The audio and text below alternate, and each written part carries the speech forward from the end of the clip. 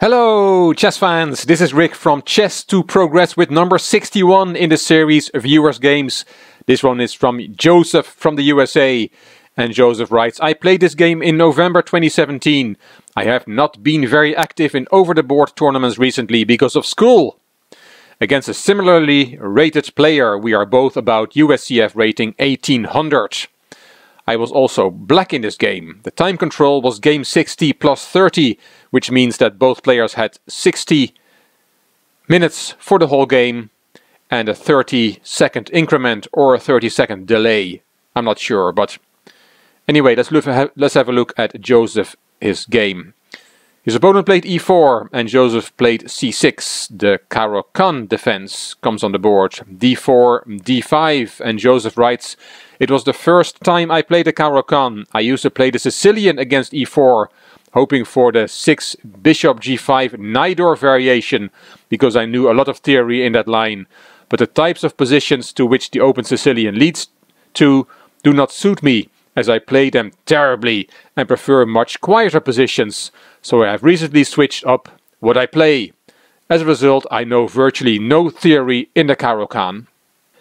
And that's interesting. Let's see how Joseph gets through this opening without knowing any theory. Knight c3 is the normal move, and Joseph knew that now d takes e4 is the move, knight takes e4, and now there is bishop f5 as the main move, knight d7 as the second most popular move, and knight f6 is also playable. And it's the move that Joseph played, immediately putting pressure on the knight on e4. Knight takes f6 check, and now g takes f6 is the most popular move, but Joseph took with the e-pawn, and that's also okay. So if you're in an opening and you don't really know a lot of theory, just make healthy moves. At the level that most of us play at, it's not important to know a lot of opening theory. Just make healthy moves, develop your pieces, put your king safe, and then just play a game. And that's what Joseph does here, and it works out well for him.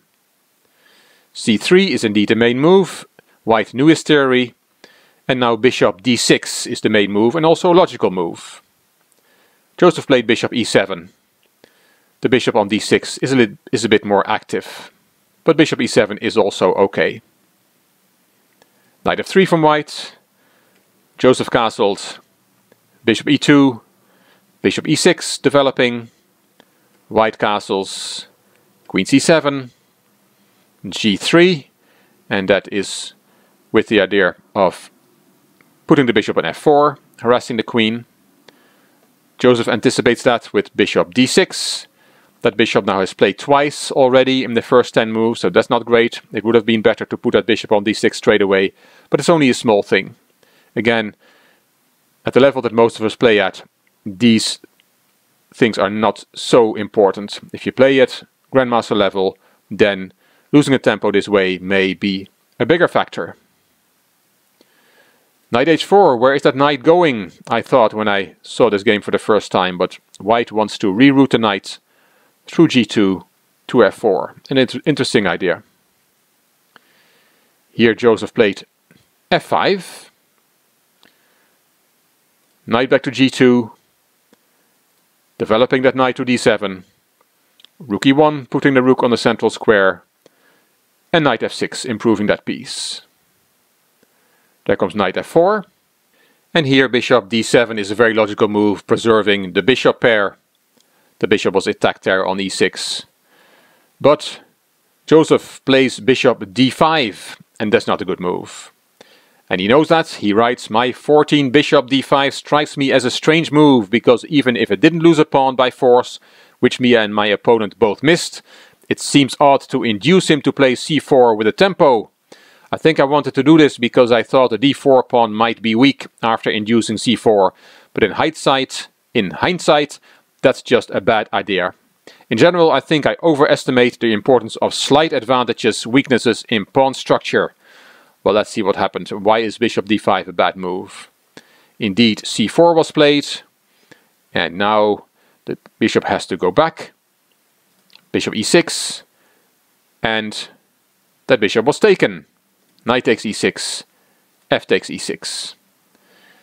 And Joseph wrote that he went for this because the d4 pawn might be weak. Well, is it that weak? It's not really that weak.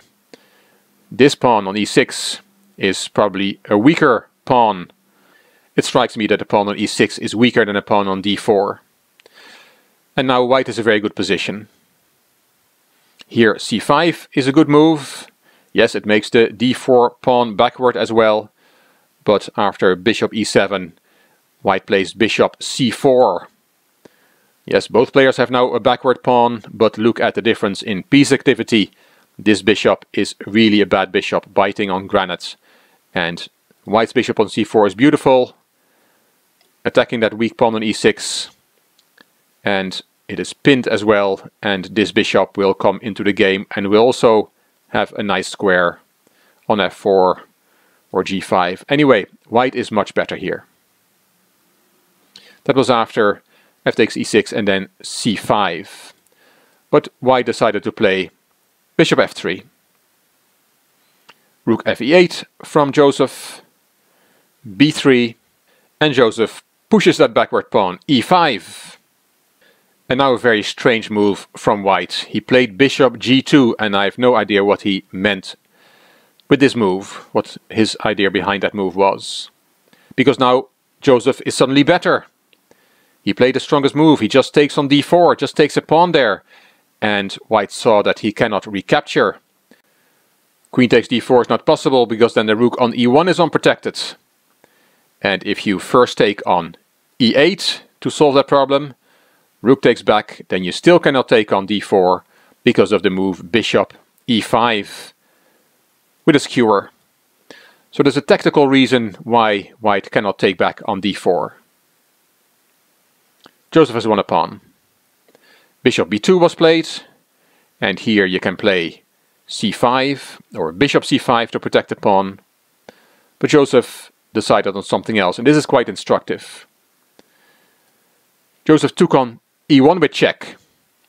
The queen takes, and then rook e8, attacking the queen. So with this maneuver, black wins some time. He brings his rook on a8 into the game with tempo. And normally that's a very good idea. But not in this case. There's always exceptions. Because now white has a nice move and white found it. Queen b1. And what that move does is it attacks the pawn on f5. And your pawn on d4 is also still attacked.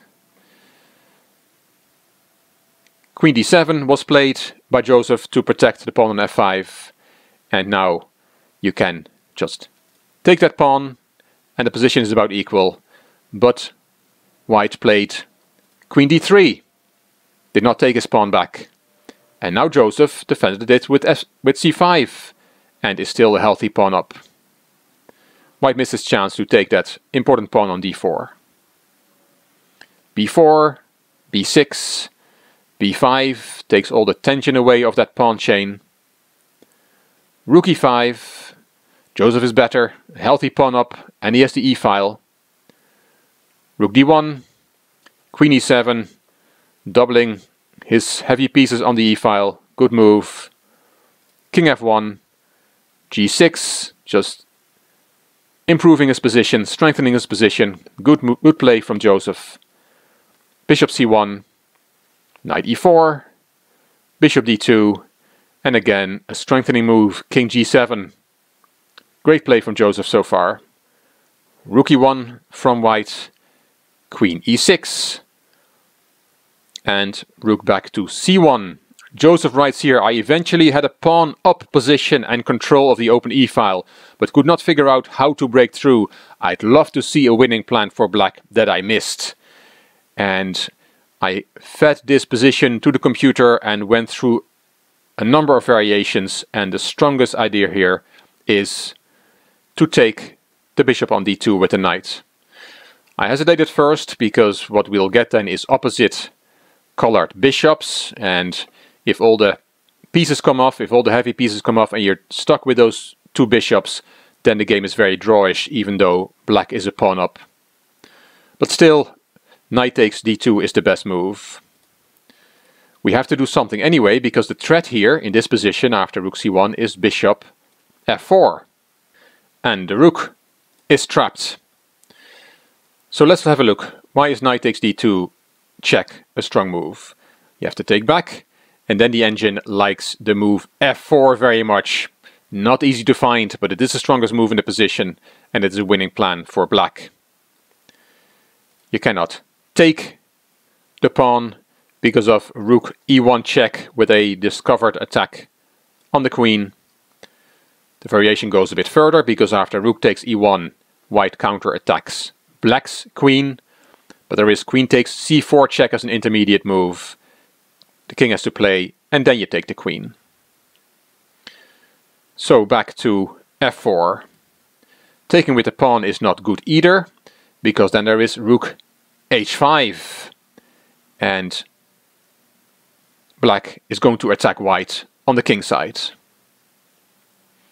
So after f4 you can also play queen d3, which is the best move according to the engine, and then f takes g3, h takes g3, and h5.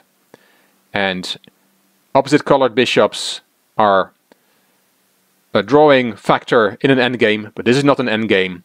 And what black wants to do is attack white's king, attack on the king side, and then this bishop will have no opponent on the dark squares. So black wants to attack white on the dark squares. Not easy to find, and this was move 31, and probably both players were getting short on time.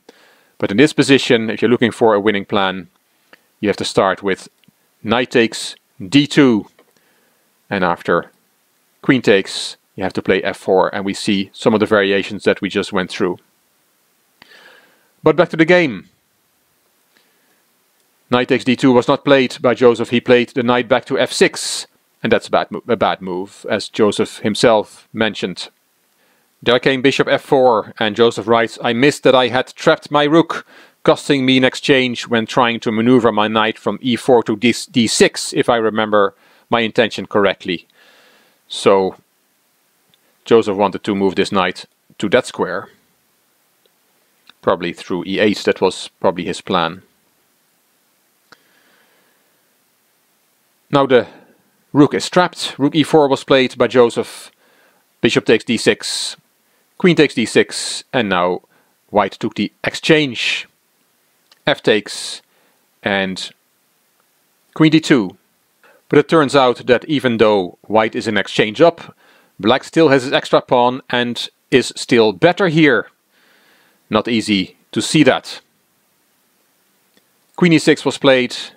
And king g2, and Joseph writes, "I also mis-evaluated this material imbalance, which I tend to do, knight and pawn for a rook, thinking I was worse when the engine has since informed me I was better.